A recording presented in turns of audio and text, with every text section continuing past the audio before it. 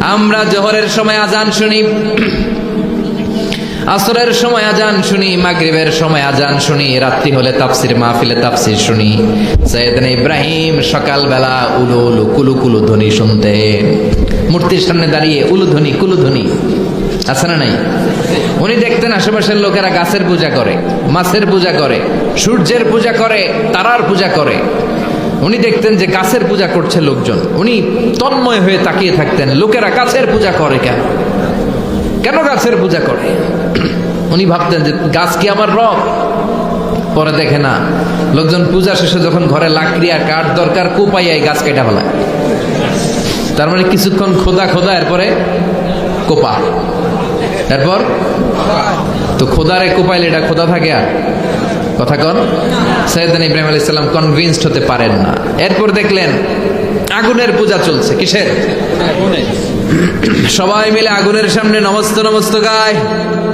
जो तो मिटाना चाहे जीवन का तृष्णा, सुबह शाम बोल बंदे कृष्ण कृष्ण कृष्ण। আগুনের সামনে যে গায়, তুমি তাকিয়ে রইলেন, কিরে গায় কেন? আগুনই কি আমার খোদা? কারণ উনি জানতেন না ওনার রব কে। এর জন্য উনাকে একাই, একজন মানুষকে আল্লাহ কোরআনে একটা উম্মত বলেছেন, একজন মানুষকে। কানা ইব্রাহিম উম্মা ওয়াহিদা, এক উম্মত। কারণ ওনার সময়ে মুসলমান বলতে পৃথিবীতে কেউ ছিল না, উনি ছাড়া। চোখে যা দেখা যায় সব কাফের, সব কাফের মিলে এক উম্মত, উনি একাই এক উম্মত। উনি দেখলেন লোকেরা আগুনের সামনে নমস্ত নমস্ত গায়, আগুনের পূজা করে, আগুনকে রব আর খোদা বলে ডাকে। আবার পূজা শেষ হলে আগুনের মধ্যে পানি ঢেলে দিলে খোদা আর নাই। আগুনে যদি পানি ঢেলে দেয়, আগুন অস্তিত্ব হারায় না? উনি আবার চিন্তায় পড়ে গেলেন, কিরে খোদা যদি এরকম অস্তিত্ব হারায় তা আমি যাবো কই?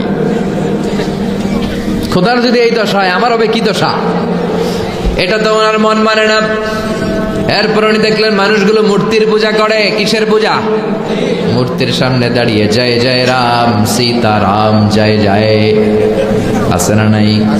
ওম নমঃ ভগবতে বাসুদেবায়, বুদ্ধং শরণং গচ্ছামি, ধম্মং শরণং গচ্ছামি, নির্বাণং পরমং সুখং নির্বাণং পরম শান্তি, ওম শান্তি। এরকম কিছু মন্ত্র আছে না ওনাদের? ওনারা সাজিয়ে নিয়েছে ওনাদের মতো। সাইয়েদনা ইব্রাহিম দেখলেন এরকম মন্ত্র পড়ে মূর্তির সামনে দাঁড়িয়ে। উনি নিজেকে বুঝাতে পারেন না, কিরে মূর্তির পূজা তারা কেন করে? এই মূর্তিগুলো তো দেখলাম সকালবেলা নিজেরাই বানাইছে, নিজেরা বানাইয়া ওইটারই খোদা করে ডাকে। খেয়াল করে উত্তর দেন। আমি মাটি আর কাদা নিয়ে, আমি মিজানুর রহমান আজহারি, আমি কাদার মাটি দিয়ে একটা মূর্তি বানালাম সুন্দর করে, মূর্তিটারে ডিজাইন করলাম, ফুল টুল দিয়ে সাজালাম। এরপর মূর্তির সামনে দাঁড়িয়ে বুদ্ধাং শরণং গচ্ছামি শুরু করে দিলাম। তো এই যে মূর্তিটারে আমি বানালাম আমার হাতে, এই মূর্তি আমার স্রষ্টা না, আমি মূর্তির স্রষ্টা। এটার বানাইছে কে? আমি। তো এটার খোদা কে? আমি। কথা বুঝেন নাই? সাইয়েদনা ইব্রাহিম উত্তর খুঁজে পায় না। যারা বানায় তারা আবার কেমন করে এর খোদা বলে ডাকে, উনি মিলাতে পারেন না। উনি ওয়ালাইকুম আসসালাম, উনি মিলাতে পারেন না। উনি বললেন হাই হাই, ঘটনাটা কি, এরকম হচ্ছে কেন? সাইয়েদনা ইব্রাহিম কোনোভাবেই নিজেকে বোঝাতে পারেন না, আমি এটারে বানালাম, আবার আমি কেন এটার পূজা করি? কোনোভাবে নিজের প্রশ্নের উত্তর খুঁজে পায় না। তো উনি নিজেকে বুঝাতে পারেন না, কিরে আমি বানাইলাম, আমি এটার খোদা না মূর্তি আমার খোদা? আমি মূর্তির কথা কয় না, আমি মূর্তির। তা আমি যদি মূর্তির খোদা হই, আমি এটার কাছে চাবো কেন? এটাই না চাবে আমার কাছে। কথা বলেন, মাথায় ধরে না। এরপর সাইয়েদনা ইব্রাহিম দেখলেন কিছু লোক গরুর পূজা করে। কিসের পূজা? আবার যখন গোশত খাওয়ার দরকার হয় ওই খোদারে জবাই করে। আবার জুতার দরকার হলে এই খোদার গায়ের চামড়া দিয়ে জুতা বানায়। কথা বলেন। অনেক হিন্দু ভাইরাও আমাদের আলোচনা শুনেন, আমি তাদেরকে রিথিঙ্ক, বিনয়ের সাথে, প্রত্যেকের ধর্ম স্বাধীনভাবে পালন করার অধিকার আছে, তবে রিথিঙ্ক, রিকনসিডার করা যেতে পারে। আপনি ভাবেন, আওয়াজ করে বড় লেখার ভাইরা উত্তর দেন তো, আমাদের হিন্দু ভাইয়েরা কি গরুর চামড়া দিয়ে বানানো জুতা পড়ে না? তাহলে খোদার গায়ের চামড়া দিয়ে জুতা বানাইছে, বেয়াদবি হয়ে গেছে না অনেক। সাইয়েদনা ইব্রাহিমের মাথায় ধরে না, লজিক্যালি মিলাতে পারেন না। আবার রাত্রিবেলায় তিনি দেখলেন আকাশের ধ্রুব তারা। فلما جن عليه الليل رأى كوكبا قال هذا ربي فلما أفل قال إني لا أحب الآفلين। রাতে যখন তারা দেখলেন ভাবলেন সবাই তারার পূজা করে, তাহলে তারাই আমার খোদা, তারাই আমার রব। আবার তারা যখন অস্তমিত হয়ে যায় তিনি বিপদে পড়ে যায়। তিনি বললেন যেইটা আমার ছেড়ে চলে যায় ওইটা আমার রব হতে পারে না। রব যদি আমার থেকে দৌড় দেয় আমি যাবো কই? কথা কন, তাহলে এটাও বাদ। এরপরে ফালাম্মা রাআল কামারা বাযিগান ক্বালা হাযা রাব্বি ফালাম্মা আফালা ক্বালা লাইন লাম ইয়াহদিনি রাব্বি লাআকুনান্না মিনাল কওমিদ দাল্লিন। সুবহানাল্লাহ। কিভাবে একটার পর একটা বোঝাপড়া করে তিনি এগিয়েছেন। এরপরে যখন পূর্ণিমার চাঁদ দেখলেন ওইটা আরো উজ্জ্বল, আরো জল জ্বলে, আরো চমৎকার। ওইটা দেখে উনি ভাবলেন তাহলে মনে হয় এটাই আমার রব।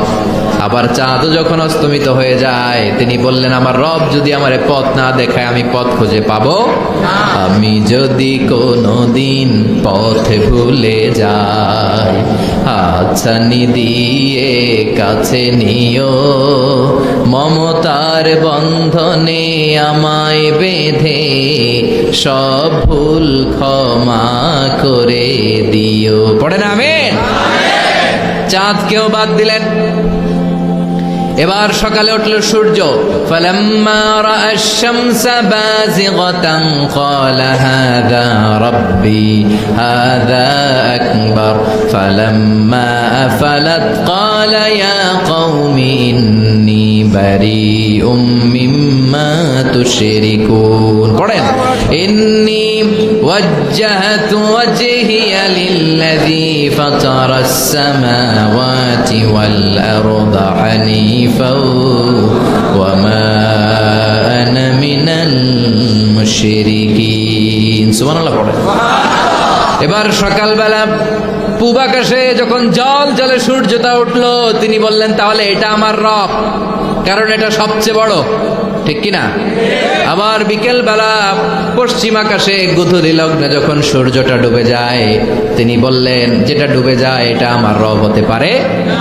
উনি একটার পর একটা বাদ দিলেন, মাছ বাদ দিলেন, গাছ বাদ দিলেন, আগুন বাদ দিলেন, মূর্তি বাদ দিলেন, গাভী গরু বাদ দিলেন, ধ্রুব তারা বাদ দিলেন, চাঁদ বাদ দিলেন, সূর্য বাদ দিলেন, একটাও রইল না। তখন উনি মিলালেন যে মহাবিশ্বের দিকে এত সুন্দর সিস্টেমেটিক অর্ডারে এই পৃথিবীটা চলে। It proves that someone is controlling everything in the world. এটাই প্রমাণ করে একজন আছে মহাশক্তিধর, সব রাজার বড় রাজা, মহারাজা, মহাব্যবস্থাপক, তার নিয়ন্ত্রণে, তার আদেশে গোটা বিশ্বের সবকিছু এক নিয়মে চলে। এরকম একজন থাকতেই হবে। উনি বললেন যদিও আমি উনারে দেখি না, উনার দিকে আমি আমার মুখ ফিরালাম। উনি আমার রব, রবই আমার সব, ঠিক কিনা? আল্লাহ আমার রব, এই রবি আমার সব। দমে দমে তনু মনে তারি অনুভব। তোমার দুনিয়াতে আমি যেদিকে তাকাই অথই নেয়ামাতে ডুবে আছি সবাই। পাক পাখালির গানে শুনি তসবিহ কলরব, তসবিহ কলরব। আল্লাহ আমার রব, এই রবি আমার সব। চিল্লায় বলেন ঠিক কিনা? কিভাবে আল্লাহরে পেলেন? চিন্তা, গবেষণা, বুদ্ধিমত্তার সবটা তিনি খাটিয়েছেন। এজন্য আল্লাহ ওনাকে ইব্রাহিম খলিল বানিয়েছেন। কি বানিয়েছে? এরপরে নমরুদের আগুনে যখন ওনারে ফেলানো হলো আগুন থেকে রক্ষা করলো কে? ওই আল্লাহ আজও বেঁচে আছে না নাই? আমরাও যারা বিপদে পড়ি, জুলুমের শিকার, আমাদেরকেও বাঁচাতে পারে কে? নাকি আল্লাহর ক্ষমতা কমে গেছে? আল্লাহ বুড়া হয়ে গেছে? আগের ক্ষমতা নাই? ঠিক আগের মতো ক্ষমতা আছে না নাই? মুসার মতো ঈমান হলে রাস্তা হবে সাগর জলে, নবী ইউসুফের মতো ঈমান হলে একে একে দরজা খোলে। নবী ইব্রাহিমের মতন ঈমান যদি আজ থাকে বিদ্যমান, অগ্নিকুণ্ডে দেখতে পাবে খুবসুরত এক ফুল বাগান। ঠিক কিনা? আগুনের মধ্যে তিনি ফুল বাগান বানাতে পারে, কিন্তু ইমানটা সাইয়েদনা ইব্রাহিমের ইমানের মতো হতে হবে। দুর্বল ইমানদারের জন্য সাহায্য আসে না। সাহায্য আর আকাশ থেকে গায়েবী মদদ আসে পাক্কা মুমিনের জন্য। চিল্লায় বলেন ঠিক কিনা? যে ইমান প্রয়োজনে জ্বলে ওঠে না,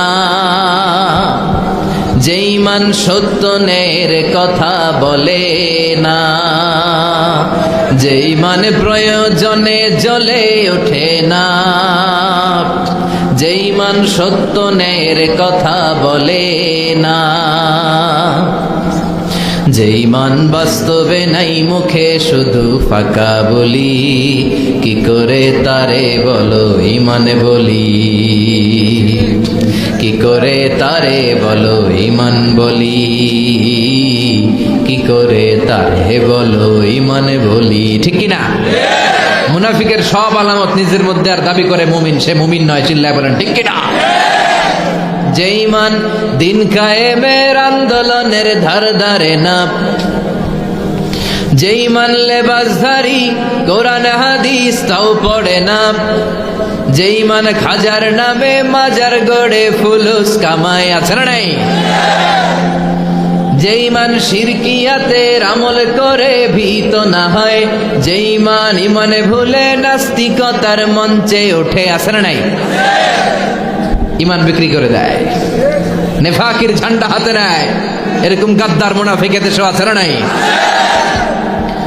যে ইমান ইমানে ভুলে নাস্তিকতার মঞ্চে ওঠে, যে ইমান বাতিল মতের দোসর হয়ে ফায়দা লুটে, যে ইমান শুধুই কেবল খায় দায় আনন্দ করে, যে ইমান দেখে না যে ফিলিস্তিনে ভাইরা মরে, যে ইমান ময়দানে নাই মুখে শুধু ফাঁকা বলি, কি করে তারে বলো ইমান বলি, কি করে তারে বলো ইমান বলি, কি করে তারে বলো ইমান বলি। ঠিক কিনা? ইমান হতে হবে পাকা ইমান, ইমান হতে হবে ইমানের মতো ইমান, যে ইমান প্রয়োজনে জ্বলে উঠবে ইমানের বলে। চিল্লায় বলেন ঠিক কিনা? সাইয়েদনা ইব্রাহিম আলাইহিস সালামের ইমানটা ছিল এমন ইমান, এজন্য রব্বুল আলামিন বললেন, ও দুনিয়ার বিশ্বাসীরা, তোমাদের জন্য